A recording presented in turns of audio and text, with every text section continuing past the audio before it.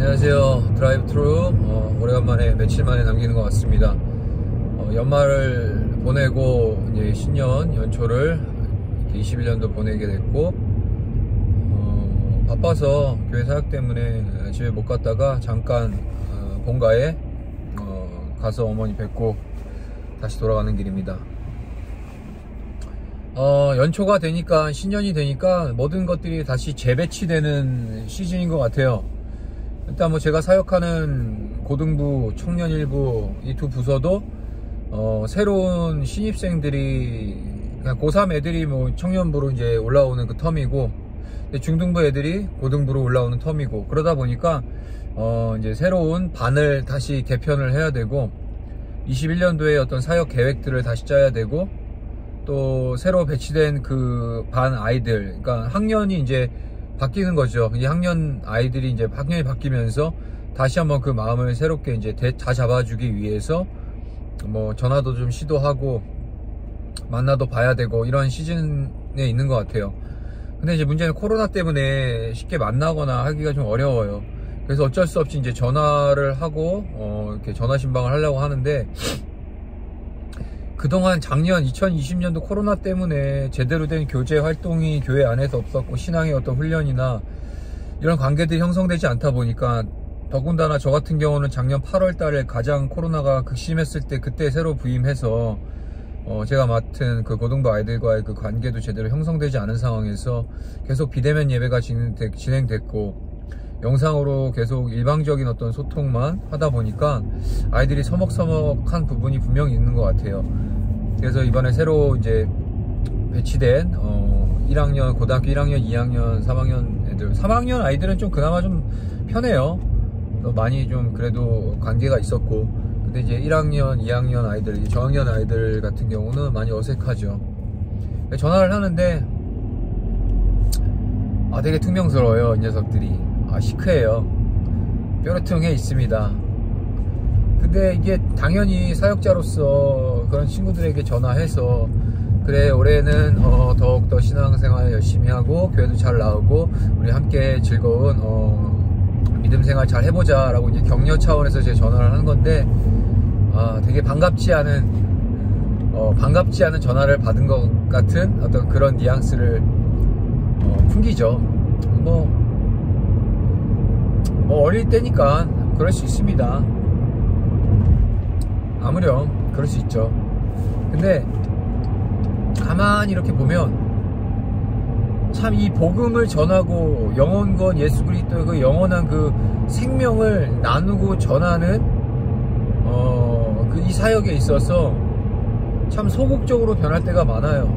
그 상대방의 그 태도, 나를 대하는 나는 복음을 전할로 정말 선한 목적으로 하나님 사랑으로 선을 행하고 이렇게 가까이 하기 위해서 내가 먼저 마음의 문을 열고 친밀하게 다가감에도 불구하고 이상하게 복음 전하거나 하면은 신앙에 대한 부분을 이렇게 되짚어서 사람에게 말을 시키거나 전도를 하거나 예수님 믿고 구원 받으세요 라는 어떤 그런 진짜 살아있는 그 실제적인 복음을 전하려고 하면은 이런 게 이제 영적인 싸움인 것 같아요. 그간에는 괜찮다가도 뭔가 미묘한 기류가 생겨요. 겉으로는 그렇게 티를 많이 안 내지만 표정으로 풍기는 뉘앙스로 약간 그런 부분들을 딱 느끼게 되는 거죠. 벽을 두고 있구나. 다른 건 다 나한테 얘기해도 되는데 그놈의 예수 믿는 거 교회 다니라는 얘기만은 좀 안 했으면 좋겠다 라는 어떤 그런 인식이 그런 느낌 그런 뉘앙스가 팍 풍겨져요. 이건 제가 복음 전하는 사람 입장으로서 저는 자격지심을 갖고 있는 게 아니라 저는 제 갖고 있는 그 신앙의 가치관의 그 중심에 뭐가 있냐면은 내가 갑이다라고 저는 생각을 하고 복음을 전하거든요. 왜냐 저 같은 경우도 평생 예수님 복음 모르고 그냥 죄만 짓고 하나님 본질상 진노의 자녀로 살다가 정말 기적적으로 우리 주님의 전적인 은혜로 저 같은 죄인을 이렇게 살려주셔서 복음을 알게 하시고 거듭난 새 생명을 허락해 주셨어요. 그러고 보니까 이 복음이 얼마나 소중하고 존귀한 건지 깨달아지는 거죠. 근데 저 같은 경우도 예수님 인격적인 만남이 없었을 때는 막 엄청 핍박하고 갈시하고 무시했죠. 지나가다가 뭐 혹시라도 막 전도지 주거나 하면 너나 믿으세요, 너나 잘하세요 하면서 되게 막 귀찮은 듯 이렇게 소홀하게 했죠. 지금 생각하면은 당시에 내가 길거리에 지나가다가 누군가 내게 전도지를 나눠주면서 예수님은 당신을 사랑하십니다, 하나님은 사랑이십니다, 예수님 믿고 구원받으세요 라고 한 이 정말 단순 명료한 이 복음 메시지가 제 귀에는 뭐 말 같지도 않은 소리, 되게 듣기 싫은 소리, 너무 막 상투적인 소리, 막 짜증나는 소리, 이렇게처럼 들렸다라는 거죠. 이게 영적 싸움이에요. 근데요, 잘 보세요. 생명을 허락받은 그에 대해서 우리 사도 바울은 우리 그리스도인들 향해서 복음의 빚진 자라고 얘기해요. 우리가 복음을 예수님의 그 은혜로 빚졌기 때문에 그 빚진 것을 갚아야죠. 어떻게 갚아? 세상에 예수의 복음을 증거하고 전도함으로써 갚아 나아가는 삶. 그렇기 때문에 우리는 복음의 빚진 자로 살아가요. 근데 그 빚진 자라는 게 예수님에게 빚진 거지 상대방에게 우리가 빚진 사람이 아니에요.